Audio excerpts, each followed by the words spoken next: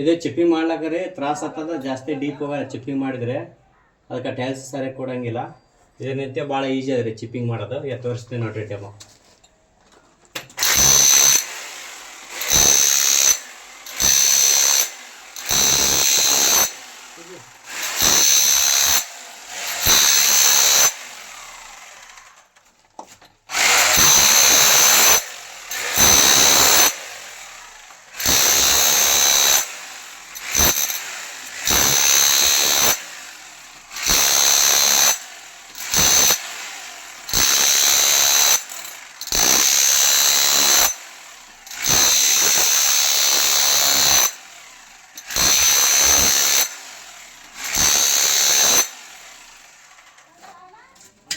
Chipping ಮಾಡೋ ತೋರಿಸ್ಲಾಕ place ಇಲ್ರಿ.